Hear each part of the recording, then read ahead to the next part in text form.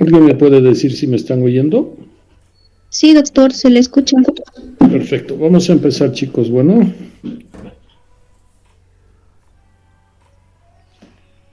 a ver, el tema que vamos a hablar hoy es sobre litiasis urinaria. Este es un tema bien frecuente, bien común. Y bueno, hay historia de que la litiasis urinaria ya afecta al hombre desde la antigüedad, ¿no? Se ha encontrado esta momia de 7.000 años de antigüedad y tenía una litiasis vesical de oxalato de calcio. Entonces esto nos habla de que esta enfermedad nos ha acompañado durante toda la vida. Cuando uno lee el juramento hipocrático, uno puede ver que ahí dice que no practicaría incisiones ni siquiera en caso de cálculos y dejar estos procedimientos para otros especialistas. Entonces, con esto podemos darnos cuenta de que es una enfermedad que acompaña a la humanidad desde siempre. En Estados Unidos la incidencia es de 16 a 24 por cada... ¿Sí? Doctor, no se está viendo sus diapositivas. Wow, joder, a ver, espérenme, chicos. Sí, doctor. A ver, vamos a ver qué puedo hacer. Bien que me avisas. A ver, déjame ver ahora. ¿Ahora sí? Sí, doctor. A ver, déjenme mirar ahora si las puedo. ¿Ahora están viendo mis diapositivas? Sí, doctor. Ya, entonces lo que les comentaba, partimos. Bien, gracias por avisarme, doctor. Lo que les decía es que esta enfermedad aqueja al hombre desde siempre. Esta es una momia de hace 7.000 años que tenía una litiasis vesical de oxalato de calcio. En el juramento hipocrático se hablaba de lo mismo y la incidencia en los Estados Unidos es 16 a 24 cada 10.000 personas y la prevalencia es 7% de los hombres y 3% de las mujeres y representan de cada 1.000 hospitalizaciones entre 7 y 10. Los hombres tienen mayor riesgo que las mujeres, hay distintas cosas, ingesta de líquido, aparentemente los estrógenos protegen de alguna medida a las mujeres y es más frecuente entre los 20 y 40 años. El problema con esta enfermedad, y esto es bien importante, es que los pacientes que tienen litiasis tienen tendencia a recurrir. En los hombres, a los 5 años alrededor del 40% y a los 10 años el 60% de los hombres van a recurrir. Y en la mujer oscila entre el 20 y el 40% la tasa de recurrencia en los próximos 5 a 10 años. ¿Qué factores de riesgo tiene esta enfermedad? Hay factores que son intrínsecos, vale decir, relacionados a las personas, y lo que les decía en la anterior diapositiva, si tienes antecedentes de litiasis, vas a tener más probabilidades de formar cálculos. Por otro lado, si tienes antecedentes familiares de litiasis y tu madre, tu padre o tu hermano han tenido, vas a tener más probabilidades. La ingesta de líquido es un factor, las personas que consumen poco líquido, vamos a ver en la fisiopatología más adelante, pero la ingesta de líquido es clave. Y hay patologías que son parte de las personas, como las hipercalciurias, y estos pacientes forman. Hoy día hay mucho tema de bypass gástrico, y estos pacientes hacen hiperoxaluria, estos pacientes obesos a los que les han hecho bypasses gástricos, eventualmente tienen hoy más riesgo. Las infecciones y presencia de sondas y catéteres también son factores de riesgo, por lo que los pacientes pueden formar piedras. Dentro de los factores extrínsecos está la situación geográfica, vale decir, es diferente si tú estás viviendo, por decirle, en Santa Cruz que si vives en Oruro. La posibilidad en Santa Cruz es más alta porque hace más calor, al haber más calor uno suda más, se deshidrata más, se concentra más la orina, más riesgo. En Oruro es menor el riesgo. El geográfico y clima están de la mano, el trabajo es distinto, trabajar dentro de un horno de cocina, en un lugar donde se están cocinando cosas, en una heladería, entonces es distinto el trabajo también. Los transportistas tienen más riesgo por estar expuestos al calor, la dieta definitivamente, y deportes, sobre todo los deportes estos de largo aliento como marathones, triatlones, pentatrones, estas cosas, los pacientes tienen más riesgo. ¿Por qué se forman las piedras? Lo que sabemos es que normalmente con la orina se eliminan sales. Entonces, estas sales se pueden concentrar y sobresaturar la orina por dos razones. Una, porque estás tomando poco líquido, se eliminan estas sales y como hay poco líquido que estás ingiriendo, estas sales se concentran. Y la otra razón es que hay gente que elimina estas sales de forma aumentada por alguna razón. Entonces, eso sobresatura la orina. Después hay un fenómeno de cristalización. Esta orina sobresaturada forma cristales.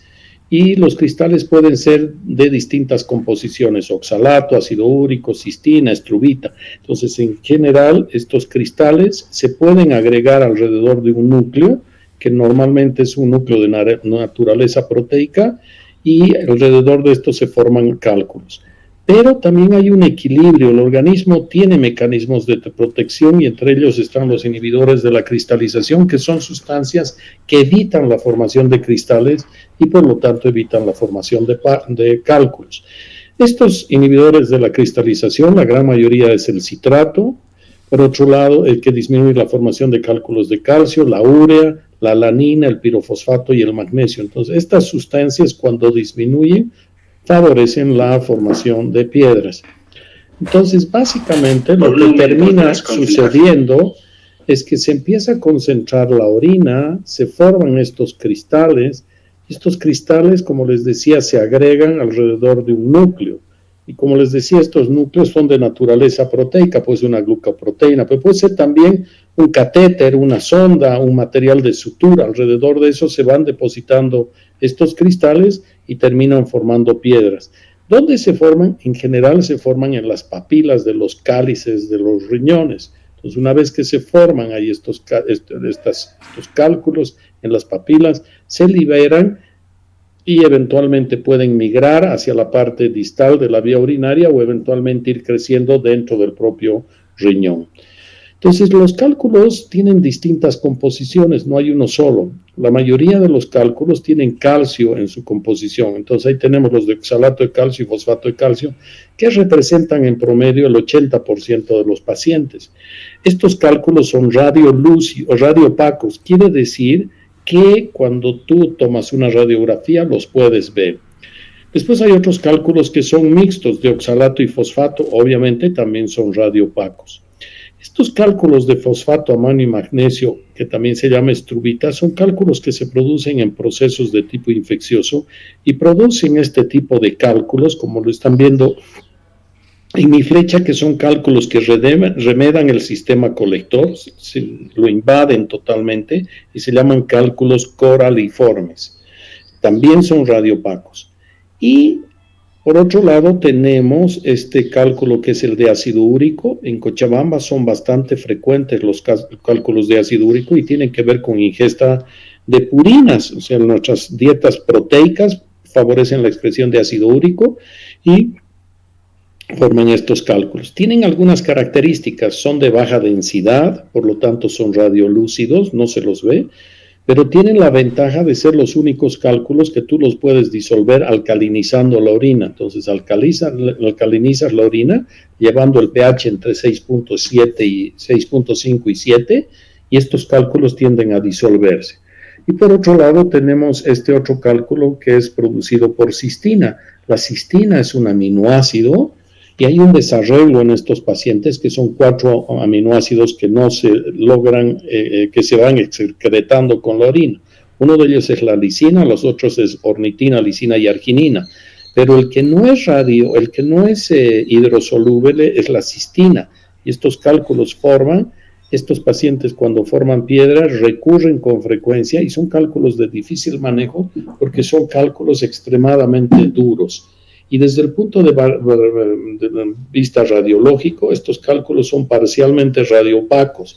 Quiere decir que tú los puedes ver de forma tenue. Se dice que es como un vidrio esmerilado cuando tú les pides una radiografía. Una vez que tenemos un paciente con esto, lo que se debe hacer para hacer el diagnóstico con los pacientes con cálculo, el mejor examen definitivamente es la tomografía axial computada. Entonces, la tomografía es el examen de elección, entonces pide una urotomografía sin contraste y habitualmente esto se hace después de que uno tiene un cuadro de ultrasonido. o sea, un examen con ultrasonido o ecografía. Los cálculos, como ven en esta imagen, tienen distintas formas, colores, tamaños y consistencias, y básicamente están un poco definidos por la característica de su composición. Ahora, ¿cómo se manifiestan en general los cálculos? Si están en el riñón ahí arriba, en general pueden ser asintomáticos, pero en general, cuando estos cálculos migran hacia la vía urinaria, produce un cuadro que se llama cólico renal. El cólico renal tiene algunas características, ¿no? Es un cuadro de inicio súbito, es un cuadro intenso, el paciente está inquieto, el paciente puede referir, como ven en la imagen de la derecha, la localización, se queja de un dolor en la espalda y en general este dolor, en la medida que los cálculos van bajando hacia abajo, se irradian hacia la región genital.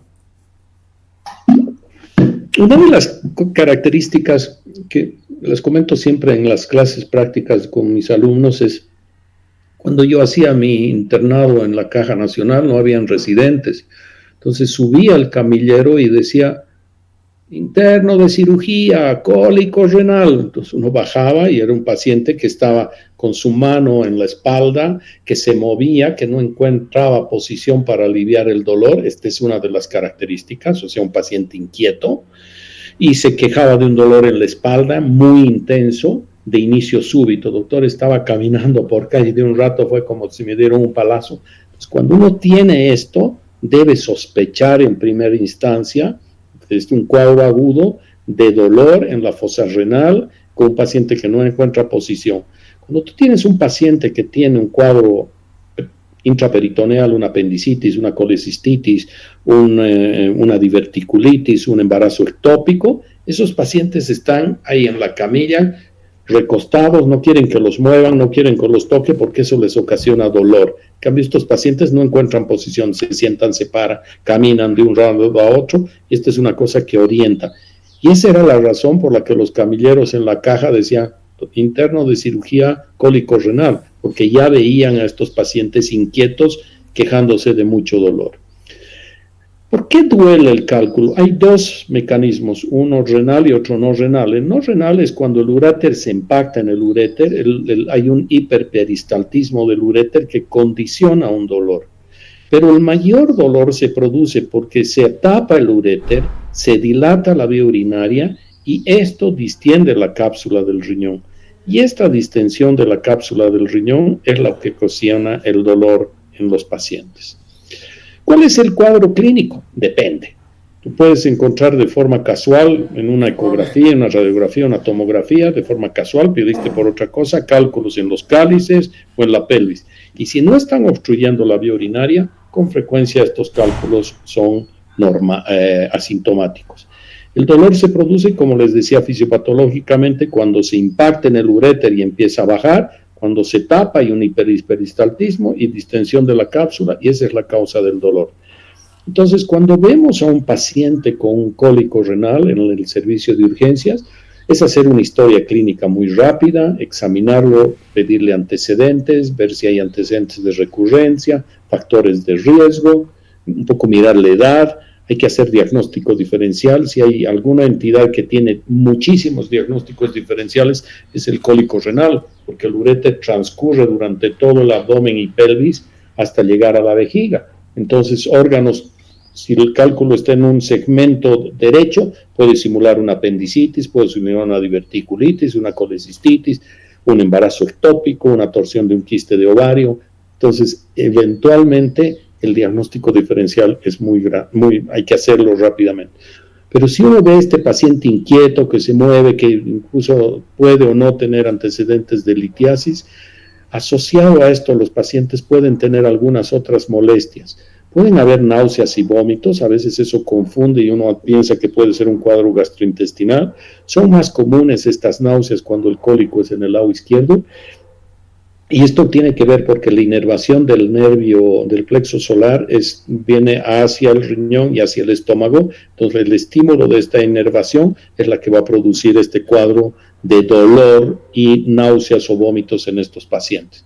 También los pacientes pueden presentar taquicardia, diaforesis, hipertensión por liberación de catecolaminas secundarias al dolor. Entonces hay que estar atento. Si el paciente asociado a esto tiene fiebre, ojo, es un paciente que tiene un cálculo complicado, esos pacientes deben ser derivados prontamente a urología y ser manejados. Pero si algo me interesa que ustedes entiendan es que hay que manejar el cólico renal y los mejores medicamentos son, definitivamente uno puede dar antiespasmódicos, AINES, opioides o drenar la vía urinaria. Pero qué es lo que tú tienes es lo que hay que mirar, pero en líneas generales, los antiinflamatorios no esteroideos son los que más se usan y son los más eficientes. Me gustan más que los antiespasmódicos. Yo no uso antiespasmódico porque el antiespasmódico relaja el uréter y disminuye la eliminación de los cálculos. Entonces, los antiinflamatorios no esteroideos funcionan mejor. Tienen este efecto antiprostaglandínico. Ustedes saben que las prostaglandinas son mediadoras del dolor de inflamación. Entonces, tú estás dando un AINE, estás aliviando el dolor. Pero por otro lado, también los antiinflamatorios no esteroideos, por este efecto a nivel de las prostaglandinas, al inhibirlas, inhiben también las prostaglandinas que actúan a nivel de la arteriola aferente del riñón y eso produce una vasoconstricción, disminución de la filtración glomerular y al disminuir, disminución de la distensión de la cápsula y alivio del dolor. Por lo tanto, los antiinflamatorios son una opción. No esteroideos. Si no funcionan, hay que pasar a opioides y eventualmente persiste esto, se tendrá que derivar al urólogo para que haga un procedimiento endurológico o colocación de un catéter y aliviar el problema. Una vez que hemos aliviado el cuadro, a los pacientes hay que recién hacer el diagnóstico. Y es central pedir un examen de orina para ver si hay sangre y 2, para ver si hay infección. Y se puede pedir dependiendo de dónde estás. Una radiografía simple de abdomen, les voy a mostrar qué posibilidades hay, pero sirve en algunos casos. Una ecografía, hoy probablemente es uno de los exámenes de elección. Yo diría que la urografía excretora está de salida y la princesa de esta patología es la urotomografía. Entonces, ¿con qué podríamos aliviar? Yo eventualmente lo que más utilizo es ketoprofeno, les paso una ampolla de ketoprofeno endovenoso y voy a ver cómo va. Se puede dejar ketorolaco, 30 o 60 miligramos intramuscular o intravenoso, hirviendo. Estamos hablando del manejo del cólico renal y eventualmente puede también pasar diclofenaco, eventualmente se puede pasar intramuscular, no se puede pasar endovenoso a no ser que esté diluido. Y hay que ver si los pacientes hemos visto que a veces tienen náusea y vómitos, si estás dando cosas por boca y vomita, el paciente nunca va a aliviar. Y si eventualmente los pacientes no mejoran, yo hago una asociación de antiinflamatorios no esteroideos con morfina, con lo que en general abortas casi todos los cuadros de cólico renal. Entonces el diagnóstico se establece haciendo un examen de orina y ahí podemos ver orina macroscópica o microscópica que ya te orienta que el paciente está con un cuadro probablemente de un cólico renal. Las radiografías simples de abdomen, a veces pides una placa, estás en, no sé, pues en tu año de provincia, en Punata, Tarata, Clisa, y encuentras que llega un paciente y tienes un equipo de rayos, puedes hacer una placa simple. Entonces acá tienen un cálculo, se fijan, que está dentro del riñón, y acá tienes otro cálculo que está en el uréter. Entonces la pregunta es cuál es, y acá aparentemente tiene otro. Entonces, si se fijan, este cálculo no es el que está produciendo la molestia, a pesar de ser el más grande. El que está produciendo la molestia es este. Y en esta otra radiografía, lo que estamos pudiendo ver es que tienes un cálculo en la porción media del uréter superior. Entonces, el uréter superior va de la unión ureteropiélica hasta la cresta ilíaca. Toda la cresta ilíaca es el uréter medio y el uréter inferior de la porción inferior de la articulación sacroiliaca a la vejiga. Entonces, las radiografías en general, entre 30 y 60% de los cálculos pueden verse. Y esto va a depender de varios factores, de la densidad del cálculo, del tamaño, de la presencia o ausencia de gases, del fenotipo corporal de los pacientes. Un paciente obeso va a ser más difícil verlo. Paciente que está lleno de gases va a ser imposible ver una radiografía. Entonces tiene sus desventajas la radiografía simple. Como les decía, las urografías hoy día no se están haciendo mucho. Digamos, acá tú tenías estas imágenes y acá arriba estas otras imágenes. Entonces dices, estas son piedras, son flebolitos, que son calcificaciones vasculares. Y cuando haces la urografía te das cuenta que estos son flebolitos y estos son cálculos porque están metidos dentro del uréter. Entonces, los cálculos cuando son de menos de 5 milímetros o son cálculos que son de ácido úrico, es poco probable que los puedas ver en una radiografía simple de abdomen. Acá estamos viendo uno, ¿no?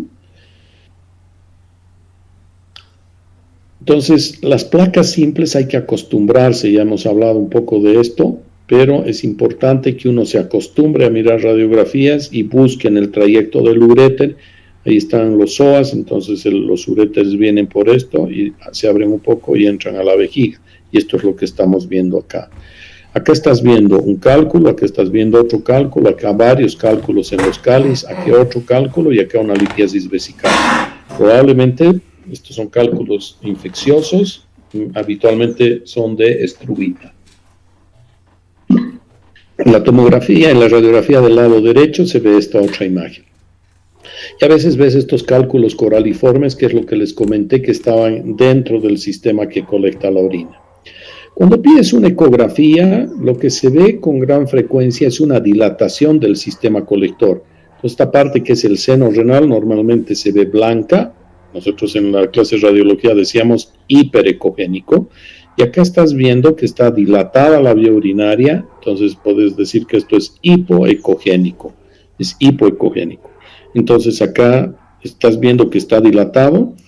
Y en este paciente se ha debido ver en el uréter a veces dilatado, pero a veces ves que está dilatado y no ves más. En el caso de este paciente, esto es la vejiga, este es el uréter, y aquí estás viendo esta piedra con esta imagen acústica posterior, que es una característica de las piedras, que no permiten que el ultrasonido pase y producen esta sombra acústica posterior, y ahí tienes la piedra. Entonces ahí está la dilatación y ahí está la piedra. En esta otra imagen estás viendo también que el riñón está dilatado y acá estás viendo esta imagen que está generando esta imagen de sombra acústica posterior y te está formando la presencia de estos cálculos. A veces en la placa simple no ves nada, pides una tomografía y puedes ver de forma clara que se ve la pelvis dilatada. Una ventaja que tiene la tomografía es que tú no necesitas hacer una preparación del intestino de los pacientes. En general, independiente de eso se ve. En este caso, aquí estás viendo el uréter y el uréter se lo ve dilatado. Y acá, en la porción distal del uréter, esta imagen radiopaca o sospechosa de una piedra. Entonces, las tomografías son extremadamente sensibles. Aquí estás viendo un cálculo en el cáliz, ¿no? Aquí estás viendo otro cálculo en el cáliz, aquí estás viendo el uréter dilatado. Estas piedras están ahí en los riñones, pero son asintomáticos. La que está produciendo síntomas es esta que ha migrado y que está ya por llegar a la vejiga. Entonces, en las tomografías también se pueden hacer reconstrucciones coronales y mostrar. Entonces, acá vamos a ver una tomografía donde vamos a ir viendo qué es lo que está pasando con este paciente, ¿no? Entonces, miren, vamos a apurar un poco, voy a ir avanzando. Pero miren cómo está ya deformado este riñón. Entonces, es un riñón que probablemente ya ha tenido procesos infecciosos y pielonefríticos. Ahí se ven un par de imágenes como cálculos, que esto es una de las características que tienen estos pacientes. Aquí se ve otro cálculo. Acá está empezando a verse un cálculo más grande. Ahí se está entrando prácticamente durante toda la pelvis. Aquí hay otro en el cáliz inferior. Y acá en una reconstrucción coronal estás viendo básicamente lo mismo. Estás viendo estos cálculos en el cáliz medio, cáliz inferior, y ves este gran cálculo dentro de la pelvis renal. Y en esta parte también estás viendo más cálculos en los cálices inferiores. Por lo tanto, la tomografía es un gran examen. Y hemos hablado un poco de los temas de diagnóstico diferencial. No todo paciente con cólico renal debe hospitalizarse, solo hospitalizar a aquellos pacientes que son rebeldes al tratamiento, que les has dado medicación y siguen con dolor. Pacientes que tienen infecciones urinarias deben hospitalizarse, son pacientes que deben considerarse con enfermedades complejas. Si tu paciente no orina, está en anuria, menos de 150 ml en 24 horas, pueden ser 2 o 3 razones. Una es que el paciente tenga un solo riñón porque nació con uno solo, o uno que tenía no está funcionando, o se lo sacaron y tiene un solo riñón funcionante y ahí le vino una piedra. Entonces esa es una de las razones. Y la otra es que el paciente tenga una litiasis renal bilateral que se da en pacientes que están haciendo quimioterapias. Estos pacientes generan cálculos de ácido úrico y a veces hacen obstrucciones bilaterales. La insuficiencia renal, si tú ya sabes que es un paciente insuficiente renal, no esperes, esos pacientes trátenlos en forma precoz. Si sabemos que ya es un monorreno, los hospitalizas. En los niños y los ancianos mejor, porque estos cuadros pueden llevar a complicaciones y en los niños son de difícil manejo. En los ancianos que tienen una cardiopatía coronaria, si hay cuadro agudo de dolor, puede terminar desencadenando un infarto. Y las embarazadas, por otro lado, es igual mejor hospitalizarlas y tratarlas. Y si tu paciente tiene patología asociada, es diabético, hipertenso, está en quimioterapia, toma corticoides, es portador de VIH, los pacientes mejor hospitalizarlos. Ahora, los cálculos en general tienen posibilidades de salir sin que hagamos nada, solos, sin que se hagan nada. Esto va a depender del tamaño. Cálculos de menos de 2 milímetros tienen, en promedio salen en 8 días y tienen 3% de necesidad de alguna intervención. Cuando están entre 4 y 6, se demoran hasta 3 semanas y la mitad necesitan algún tipo de tratamiento. Y cuando el cálculo tiene más de 6 milímetros, las posibilidades que salgan son más bajas. En este otro trabajo, son otras guías, menos de 5 milímetros, 68% pasa, y entre 5 y 10, 47%. Pero hay que entender que cuanto más alto esté el cálculo y más grande es, más difícil de que baje. ¿Cuál es el manejo ambulatorio? Si tu paciente ya le pasó su cólico renal, le pides al paciente que tenga mucha actividad. Si el paciente está recostado, el uréter está así, yo quiero que esté parado para que el uréter caiga. Hay que evitar que coma mucha grasa, condimento. Estamos viendo que asociado a esto puede haber náusea o vómito. Que tomen abundante cantidad de líquidos. ¿Cuánto? 2, 3, 4 litros. Cuanto más líquido, más orina se produce y más posibilidades al haber diuresis a través de esos ureteres, que eso presione, empuje los cálculos y los ayude a salir. Hay que decirles a los pacientes que cuando estén con cólico renal, no incrementen la ingesta de líquido. Ahí dejan de tomar, toman su analgésico, pasa el dolor, vuelven a tomar líquido. Aquí están los antiinflamatorios no esteroideos. Los pacientes deben colar la orina, hay que decirles que vayan colando la orina. Alfa bloqueadores son otra alternativa que sirven, sobre todo cuando los cálculos están en el uréter distal y son de más de 5 milímetros. Los alfa bloqueadores que se usan para tratar la hiperplasia prostática, como la tamsulosina, se ha visto que relajan también la porción distal del uréter y favorecen la excreción de los cálculos. Entonces, los pacientes también no se olviden, recomendantes, que vayan colando la orina y después que vayan a una consulta con el urólogo para que termine de evaluar a ellos. Entonces, hay que mirar, tu cálculo cuando lo valoras es radiopaco o es radiolúcido. Si tú dices es radiopaco, entonces hay que decirle al paciente que tome líquidos, las cosas que hemos hablado, y manejo de medicamentos para la cosa.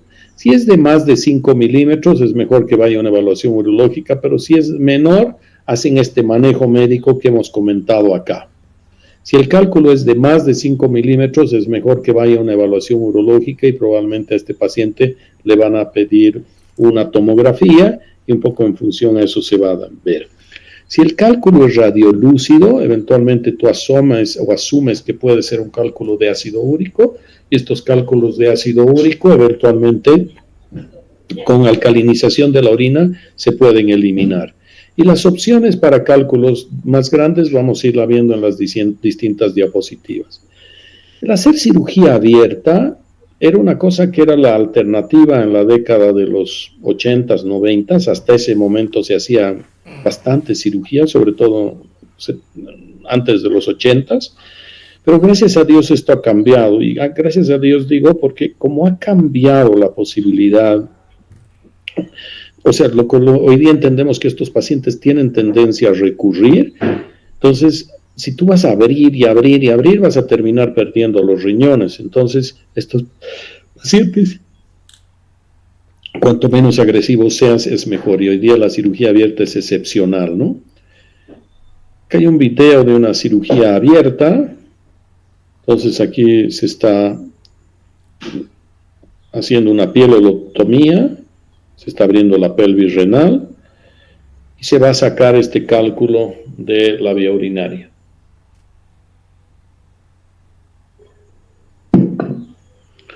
Esto que están viendo acá solo se puede ver en estos esquemas. En la vida real no puedes sacar por esa incisión un cálculo porque los infundíbulos de los cálculos son estrechos y vas a jalar todo esto, vas a destrozar el riñón. Pero para esquema y para que vean, ese es un cálculo coraliforme. Después cierras la pelvis. Un procedimiento que entró en boga a principios de los 90 y tuvo un gran apogeo fue la litotripsia extracorpórea. Esta es una máquina que genera una onda de choque que se genera en esta bujía. Les voy a mostrar un video después. Y esta onda viaja desde la bujía hasta una estructura que es cóncava y chocan estas ondas en estas paredes y convergen en un lugar que se llama punto focal. En este caso el punto focal es el cálculo. Y estos golpes en estas piedras que viajan a través de los tejidos, que en su gran mayoría su composición es agua, empiezan a fragmentar los cálculos y los pacientes se empiezan a eliminar como arena. Nosotros en el lugar donde yo trabajo tenemos una máquina de litotripsia extracorpórea, es la única que hay en Cochabamba. Es una máquina que la hemos usado bastante. La verdad es que hoy día procedimientos endurológicos son más eficientes, estamos usando menos, entonces ahí está esa onda de choque que va a ir y impactar en esta piedra y fragmentar. ¿En quiénes se hacen estos cálculos que tienen menos de 2 centímetros? Si tienes más de 2 centímetros es mejor no hacer estos procedimientos.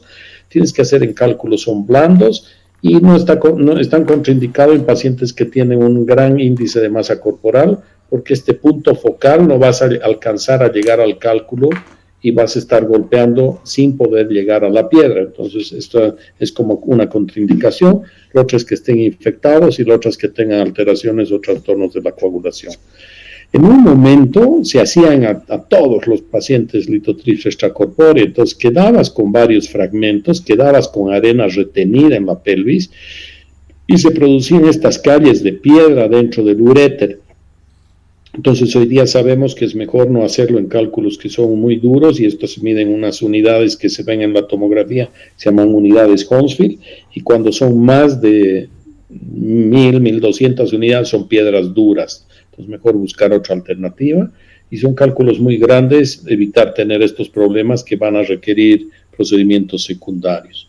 La nefrolitotomía percutánea es un procedimiento donde uno hace una punción directamente hacia el riñón, fragmenta el cálculo y lo extrae. Nosotros estamos haciendo hace, no sé, unos 10 años una nefrolitotomía en posición supina, vale decir con el paciente mirando hacia arriba, y esta es una forma, yo diría, más eficiente de resolver los problemas, pero el principio básicamente consiste en, hacer una punción directamente con una aguja fina del cáliz bajo guía ecográfica o fluoroscópica. Entonces se hace una punción en el cáliz, se introduce un alambre guía. Una vez que se ha introducido una guía, se empieza a dilatar un trayecto hasta que nos permita llegar hasta el lugar donde se encuentra la piedra. Entonces, una vez que llegamos ahí, nosotros utilizamos un tipo de tecnología que se llama nefrolitotomía, o sea, nefrolitotripsia neumática, porque es bastante eficiente, es bastante rápida, fragmenta los cálculos en pedazos grandes y nos permite la extracción.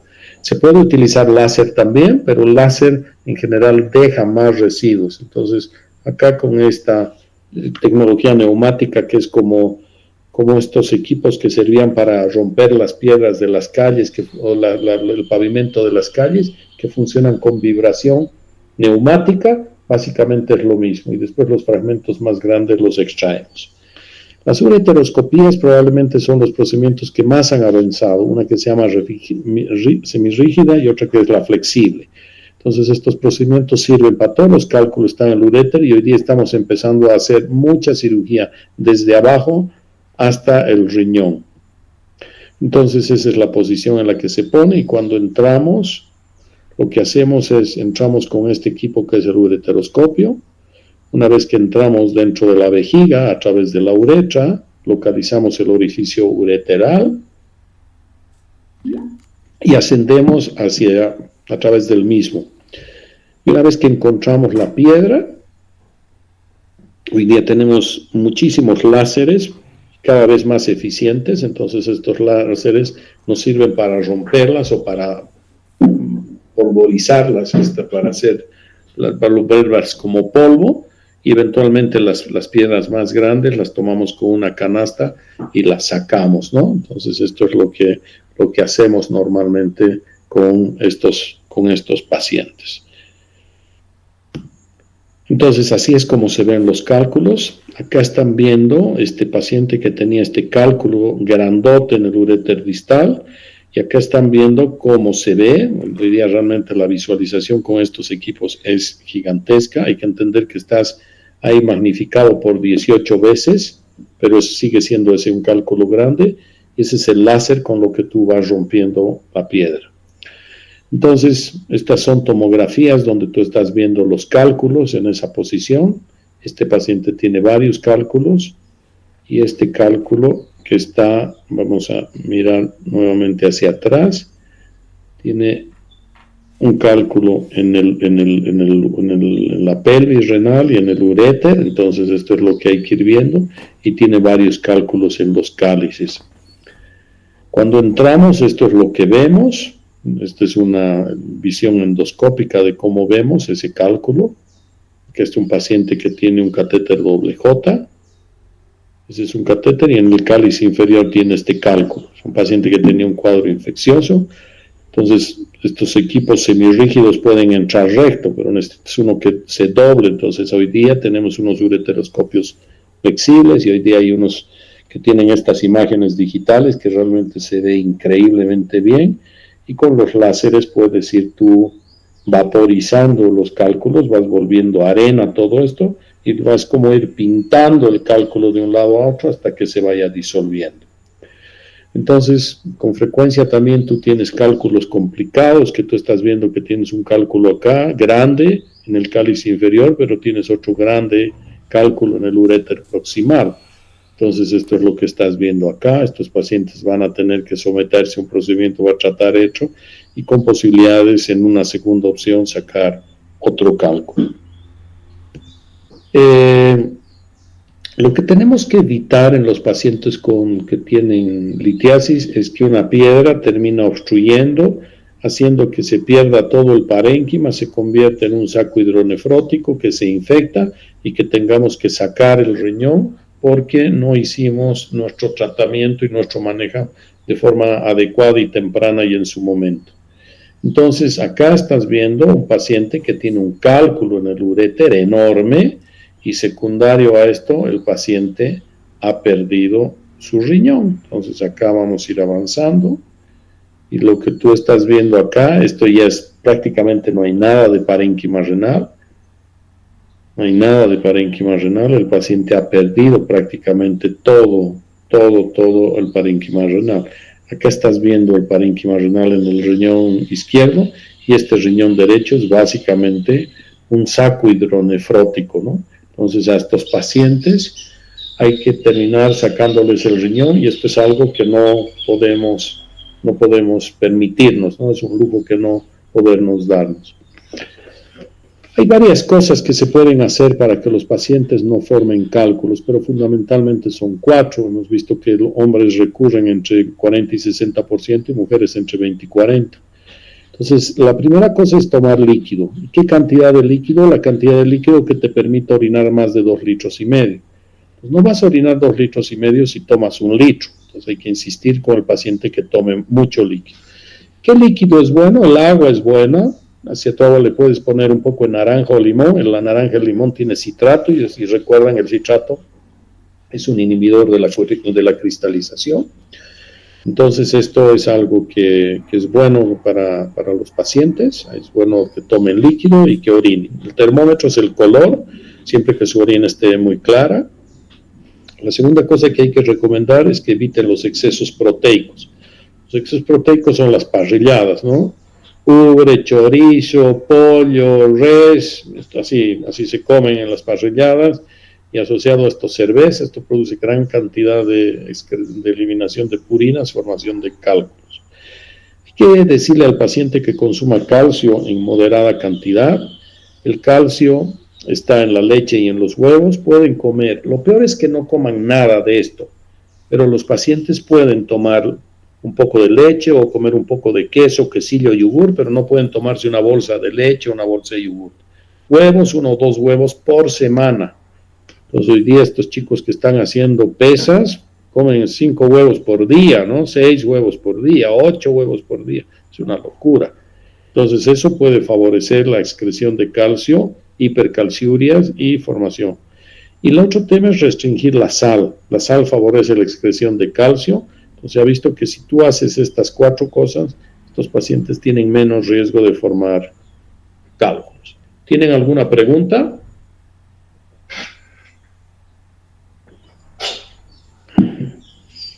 ¿Hay alguna pregunta, chicos? Bueno, muchas gracias. Hasta luego, doctor. Gracias.